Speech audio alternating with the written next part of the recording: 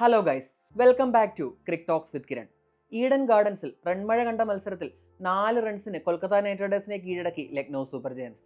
ഈ മത്സരത്തിന്റെ preview video ചെയ്തപ്പോൾ ഈ രണ്ട് ടീമുകളുടെയും ഈ സീസണിലെ ആ ഒരു ക്യാമ്പയിനെ പറ്റിയുള്ളൊരു സാമ്യം നമ്മൾ ചൂണ്ടിക്കാട്ടിയിരുന്നു. അതുപോലെ ഒരു തുല്യ ശക്തികളുടെ പോരാട്ടമാണ് ഇന്ന് ഈഡൻ ഗാർഡൻസിൽ കണ്ടത്.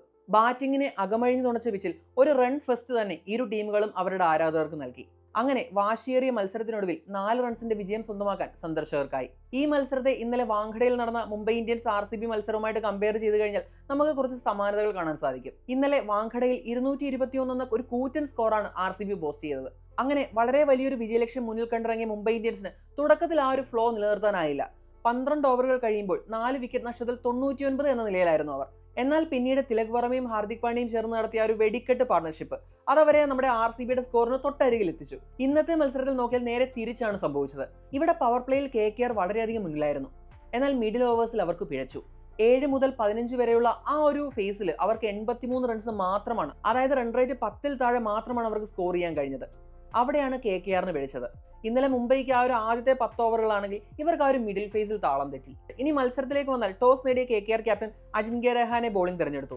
വളരെ മികച്ച തുടക്കമാണ് LSGക്ക് കിട്ടിയത്. ഈ സീസണിൽ നമ്മുടെ ചാനലിൽ നമ്മൾ 2 team of the week videos ചെയ്തിരുന്നു. ആ 2 ടീം ഓഫ് ദ വീക്കിലും ഓപ്പണർ സ്ഥാനത്തെത്തിയത് LSGയുടെ മിച്ചൽ മാർഷ് ആണ്. ആ ഫോം മിച്ചൽ മാർഷ് ഇവിടെയും തുടർന്നു. ഈ സീസണിലെ 4ാമത്തെ അർദ്ധ സെഞ്ചുറി. പഞ്ചാബ് കിങ്സിനെതിരെ ഗോൾഡൻ ഡക്കിന് പോയതൊഴിച്ചാൽ ബാക്കി എല്ലാ മത്സരങ്ങളിലും ഹാഫ് സെഞ്ചുറി നേടാൻ മിച്ചൽ മാർഷിനായി.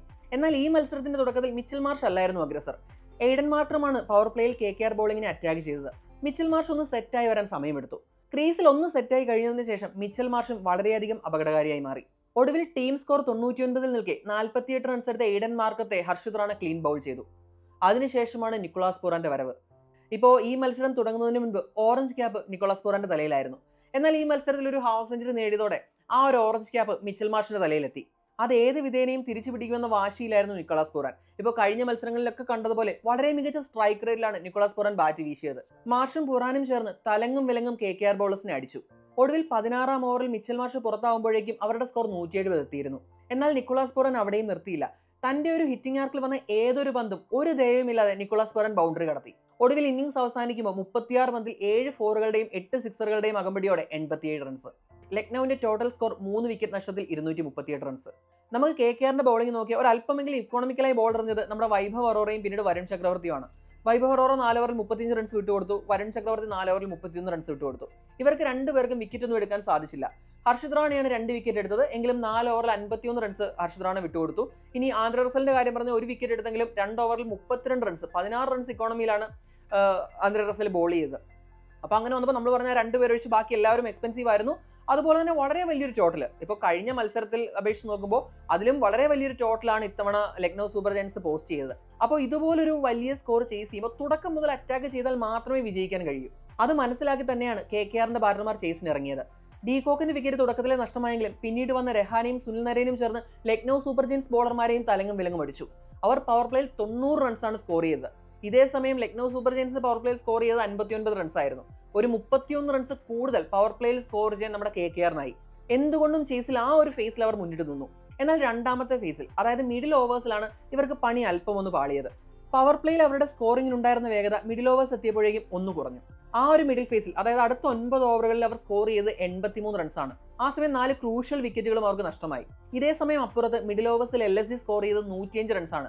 ആ സമയം നിക്കോളാസ് പൂറാനും നമ്മുടെ മിച്ചൽ മാർഷും ചേർന്ന് എല്ലാ ബോളർമാരെയും അങ്ങോട്ട് അറ്റാക്ക് ചെയ്ത് കളിക്കുകയായിരുന്നു. അതുകൊണ്ട് തന്നെ ആ ഒരു ഫേസിൽ വിജയം നമ്മുടെ ലക്നൗ സൂപ്പർ ജയൻസിനൊപ്പം നിന്നു. അത് മാത്രമല്ല, അവർ ആ സമയത്ത് 1 വിക്കറ്റ് മാത്രമേ നഷ്ടപ്പെടുത്തിയിട്ടുള്ളായിരുന്നു. നമുക്കറിയാം ഇതൊരു ഹൈ പ്രഷർ ചേസ് ആണ്. കാരണം ഇത്രയും ഒരു വലിയൊരു ടോട്ടൽ ചേസ് ചെയ്യുമ്പോൾ നമുക്ക് വന്നിട്ട് ഒന്ന് കൊട്ടി നിന്ന് പിച്ചിന്റെ ഇതൊക്കെ ഒന്ന് മനസ്സിലാക്കിയിട്ട് പിന്നെ അറ്റാക്ക് ചെയ്യാൻ സമയമില്ല. വന്നു കഴിഞ്ഞാൽ ഫസ്റ്റ് ബോൾ തൊട്ട് അടിച്ചേ മതിയാവും. കാരണം അറൗണ്ട് 12 ആണ് റിക്വയർഡ് റേറ്റ് എന്ന് പറയുന്നത്, അതായത് മത്സരത്തിന്റെ തുടക്കം മുതൽ. അപ്പോൾ വരുന്നവർക്ക് സെറ്റ് ആകാൻ ഒന്നും ഒരു ടൈമും ഇല്ല. അപ്പം വന്ന് ആ ഒരു ഫസ്റ്റ് ബോൾ തൊട്ട് അറ്റാക്ക് ചെയ്തേ മതിയാവും. ഇപ്പോൾ അവർക്ക് ആ ഒരു പ്രഷർ കൊണ്ടുകൂടി ആവണം. വിക്കറ്റുകളും മിഡിൽ ഓവേഴ്സിൽ നന്നായിട്ട് നഷ്ടപ്പെട്ടു. അതായത് LSGക്ക് 1 വിക്കറ്റ് നഷ്ടപ്പെട്ട സ്ഥാനത്ത് ഇവിടെ KKRന് 4 വിക്കറ്റ് നഷ്ടപ്പെട്ടു. അപ്പോൾ ആ ഒരു ഫേസിൽ അവർക്ക് സംഭവിച്ച ആ ഒരു പിഴവാണ് ഈ മത്സരത്തിൽ തന്നെ നിർണായകമായത്. നമ്മൾ ആ KKRന്റെ ഒരു ഇന്നിംഗ്സ് പ്രോഗ്രഷൻ ഒന്ന് പരിശോധിച്ചാൽ ഈ 13ാമത്തെ ഓവറിലെ അവസാന പന്ത് മുതൽ 17ാമത്തെ ഓവറിലെ ആദ്യ പന്ത് വരെ ആ ഒരു 20 പന്തിന്റെ സ്പേസിൽ ഇവർക്ക് 5 വിക്കറ്റുകളാണ് നഷ്ടപ്പെട്ടത്.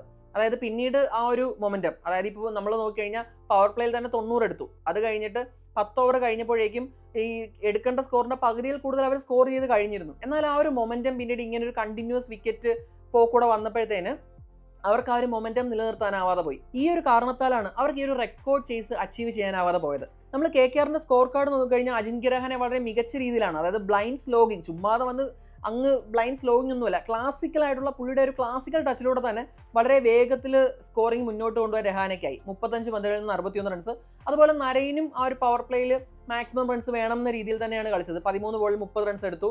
പിന്നീട് വെങ്കടേഷ് അയ്യർ 29 ബോളിൽ 45.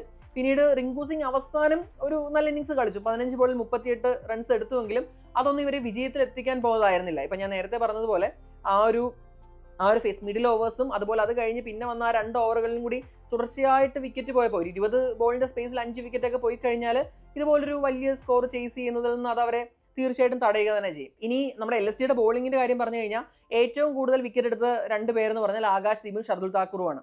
അപ്പോൾ ഷർദുൽ താക്കൂർ ആയാലും ആകാശ് ദീപ് ആയാലും 2 പേരും 50 റൺസിന് മുകളിൽ വിട്ടുകൊടുത്തു. അതായത് നല്ല എക്സ്പെൻസീവ് ആയിരുന്നു. ഇപ്പോൾ ഓരോ ഓവറിൽ ഷർദുൽ താക്കൂർ അടുപ്പിച്ച് 5 വൈഡ് എറിഞ്ഞു. 5ാമത്തത് പിന്നെയും ഒരു വൈഡ് കൊടുക്കേണ്ടിയിരുന്നതല്ലെന്ന് എനിക്ക് തോന്നി. പക്ഷേ അങ്ങനെ തുടർച്ചയായിട്ട് 5 വൈഡ് എറിഞ്ഞു. അപ്പം നമ്മൾ ഈ LSGയുടെ മൊത്തം കണക്കെടുത്ത് കഴിഞ്ഞാൽ ഏകദേശം 20 വൈഡുകൾ മാത്രമാണ് ഇവർ എറിഞ്ഞത്. എന്ന് വെച്ച് കഴിഞ്ഞാൽ അവരുടെ ബാറ്റേഴ്സ് നല്ല ഫോമിൽ കളിക്കുമ്പോൾ അവരുടെ ഹിറ്റിംഗ് ആർക്കിൽ പെടാതിരിക്കാൻ വേണ്ടിയാണ് അവർ വൈഡ് ലൈൻസ് ട്രൈ ചെയ്തത്. അപ്പോൾ അതങ്ങനെ പൂർണ്ണമായിട്ട് സക്സസ്ഫുൾ ആയില്ല. 20 വൈഡ്സ്, 20 എക്സ്ട്രാ. അവരുടെ ഒരു ബാറ്റർ വന്നിട്ട് ഒരു ക്വിക്ക് ഫയർ കമിയോ റോൾ കളിക്കുന്നത് പോലെ തന്നെയാണ് ഈ ഒരു 20 വൈഡൊക്കെ കൊടുക്കുക എന്ന് പറഞ്ഞു കഴിഞ്ഞാൽ. പിന്നെ അവരുടെ നിരയിൽ എനിക്ക് ഏറ്റവും ഇംപ്രസീവായിട്ട് തോന്നിയത് ഞാൻ പ്രിവ്യൂ വീഡിയോയിൽ തന്നെ എടുത്തു പറഞ്ഞ ഒരു പേരാണ് ദിഗ്വേഷ് ഷത്തി. വളരെ മികച്ച രീതിയിൽ, അപ്പോൾ തൻ്റെ ഐഡോളായ സുനിൽ നരേൻ്റെ വിക്കറ്റ് വീഴ്ത്താനും ദിഗ്വേഷിന് കഴിഞ്ഞു.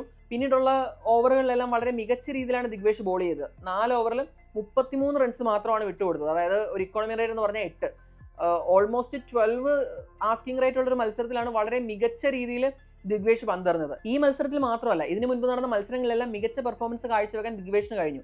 ഇത് നമ്മൾ എടുത്തു പറയേണ്ടതെന്ന് പറഞ്ഞു കഴിഞ്ഞാൽ അവരെ നിലനിർത്തിയ, റീറ്റെയിൻ ചെയ്ത അവരുടെ പ്രീമിയം സ്പിന്നർ ബിഷ്ണോയി ഏകദേശം 12ഉം 13ഉം ഇക്കോണമി റേറ്റിൽ റൺസ് വിട്ടുകൊടുക്കുമ്പോഴാണ് വളരെ മികച്ച രീതിയിൽ ദിഗ്വേഷ് ബോൾ ചെയ്തത്. അപ്പോൾ ഈ ഒരു ചേസിൽ കൊൽക്കത്തയെ തടുത്തു നിർത്തിയതിൽ ഒരു പ്രധാന പങ്ക് നമ്മുടെ ദിഗ്വേഷിന് അവകാശപ്പെട്ടതാണ്. ശരിക്കും ഭയങ്കര ഇംപ്രസീവ് ആയിട്ടുള്ളൊരു ബോളറാണ്. ഇനി ചുറ്റും എന്ത് തന്നെ സംഭവിച്ചാലും, അതായത് ഓപ്പോസിറ്റ് എൻഡിൽ ബാറ്റർമാർ റൺസ് അനായാസം ബൗണ്ടറികളും സിക്സറുകളും ഒക്കെ കണ്ടെത്തിക്കൊണ്ടിരിക്കുകയാണെങ്കിലും ആ ഒരു ചങ്കുരത്തോടെ വന്ന് ബോൾ ചെയ്ത് എതിരാളികളെ റെസ്ട്രിക്ട് ചെയ്യാനുള്ള ഒരു സ്കില്ലും ആ ഒരു വിൽ പവറും ദിഗ്വേഷിനുണ്ട്. പിന്നെ മറ്റുള്ള ബോളേഴ്സ് എന്ന് പറഞ്ഞു കഴിഞ്ഞാൽ രവി ബിഷ്ണോയ് 47 റൺസ് കൊടുത്ത ഒരു വിക്കറ്റ്, അതുപോലെ തന്നെ ആവേശ് ഖാൻ 45 റൺസ് കൊടുത്ത ഒരു വിക്കറ്റ്. ഇങ്ങനെയാണ് LSGയുടെ ബോളേഴ്സിന്റെ പെർഫോമൻസ്. അപ്പോൾ മാൻ ഓഫ് ദി മാച്ച് ആയത് നമ്മൾ പ്രതീക്ഷിച്ച പോലെ തന്നെ നിക്കോളാസ് പുറാൻ തന്നെയാണ്. കാരണം ഞാൻ പറഞ്ഞു, മിഡിൽ ഓവേഴ്സിലാണ് കളി മാറിയത്. അതായത് നമ്മുടെ കൊൽക്കത്തയ്ക്ക് മിഡിൽ ഓവേഴ്സിൽ വിക്കറ്റുകൾ തുടരെ നഷ്ടമായി. ഒരു അണ്ടർ 10 മാത്രമാണ് അവർക്ക് റൺസ് സ്കോർ ചെയ്യാൻ കഴിഞ്ഞത്. എന്നാൽ നമ്മൾ LSGയുടെ കാര്യം പറയുമ്പോൾ അവർക്ക് ആ ഒരു 9 ഓവറിൽ 105 റൺസ് സ്കോർ ചെയ്യാൻ കഴിഞ്ഞു. ആ ഒരു ബൾക്ക് ഓഫ് ദ സ്കോറിംഗ് ചെയ്തതും നിക്കോളാസ് പുറാൻ തന്നെയാണ്. പുള്ളി തന്നെയാണ് ടോപ്പ് സ്കോററും. അതുകൊണ്ട് വെൽ ഡിസേർവ്ഡ് ആയിട്ടുള്ളൊരു മാൻ ഓഫ് ദ മാച്ച് ആയിരുന്നു. ഓറഞ്ച് ക്യാപ്പും ഇപ്പോൾ നിക്കോളാസ് പുറാന്റെ തലയിൽ തന്നെയാണ്. അങ്ങനെ കഴിഞ്ഞ 2 ദിവസങ്ങളിലായി 2 ഹൈ സ്കോറിംഗ് ത്രില്ലേഴ്സാണ് നമ്മൾ കണ്ടത്. അപ്പോൾ ഇന്നത്തെ മത്സരത്തിന്റെ കാര്യം പറയുകയാണെങ്കിൽ 2 ടീമും വളരെ മികച്ച രീതിയിൽ തന്നെ ബാറ്റ് ചെയ്തു. ബോളിങ്ങിന്റെ കാര്യം നമുക്ക് അങ്ങനെ പറയാൻ സാധിക്കില്ലെങ്കിലും ബാറ്റിംഗ് എയ്ഡ് ചെയ്യുന്ന പിച്ചായിരുന്നു. 2 ടീമുകളും നന്നായിട്ട് ബാറ്റ് ചെയ്തു. പക്ഷെ ആ ഒരു ഫേസിൽ, ഞാൻ പറഞ്ഞ ഗെയിമിന്റെ എല്ലാ ഫേസിലും ആധിപത്യം സ്ഥാപിച്ചാൽ മാത്രമേ ആ ഒരു വിജയം നമ്മളുടേതാവുകയുള്ളൂ. ഇപ്പോൾ പവർ പ്ലേയുടെ കാര്യം പറഞ്ഞു കഴിഞ്ഞാൽ നമ്മുടെ LSGയേക്കാൾ മികച്ച രീതിയിൽ കളിച്ചത് കൊൽക്കത്തയാണ്. പക്ഷെ പിന്നെ ഉള്ള 2 ഫേസസ് ഉണ്ടല്ലോ, മിഡിൽ ഓവേഴ്സ് ആയാലും പിന്നെ ഡെത്ത് ഓവേഴ്സ് ആയാലും ബെറ്റർ ആയിട്ട് അത് ആ ഒരു തങ്ങളുടെ പ്ലാൻസ് എല്ലാം എക്സിക്യൂട്ട് ചെയ്തത് LSG ആണ്. അതുകൊണ്ട് തന്നെ വിജയം LSGയുടെ കൂടെ നിന്നു. 238 പോലൊരു വലിയ സ്കോർ ഒപ്പോണന്റ് ടീം പടുത്തുയർത്തിയിട്ടും വെറും 4 റൺസിന് മാത്രമാണ് തോറ്റുപോയതെന്ന് KKRന് ആശ്വസിക്കാം. എന്താണ് ഈ മത്സരത്തെക്കുറിച്ചുള്ള നിങ്ങളുടെ അഭിപ്രായം? കമന്റ് ചെയ്യുക. അടുത്തൊരു വീഡിയോയുമായി ഉടൻ തന്നെ കാണാം. Thanks for watching crick talks with Kiran.